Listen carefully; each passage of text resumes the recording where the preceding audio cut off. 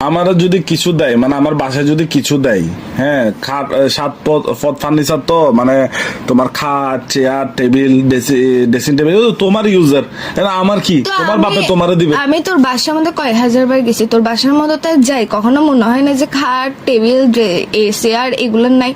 সবগুলো ভরা ভরা। আরগুলা কোথার মধ্যে রাখবি? বাথরুমের মধ্যে ঘর সাজাবি আরগুলা দিয়ে জিনিসপত্র? আরে ভাই, পুরানগুলো বিক্রি করে ফেলবো। তো বেচতে কেন হচ্ছে? আমি কি বলছিলাম ওইসব জিনিসে থাকতে আমার প্রবলেম?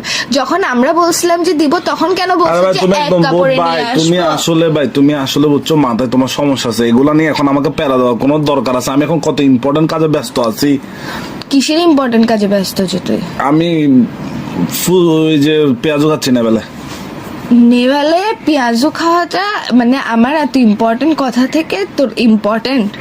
তোর ভাই রাখো তো, একটু ভালো লাগতেছে না। তুই আসলে বুঝছস একটা বজ্জাতের হাড্ডি। তোর হাড্ডি। হাড্ডি না, তোর হাড্ডি নাই, তুই হচ্ছিস হাড্ডি ছাড়া বজ্জাত। হ্যাঁ। ইয়াদব সান্ডা কোথাকার। তুমি সান্ডার বিচি, তুই সান্ডার ইয়ে, তুমি সান্ডার বিচি। তুই সান্ডার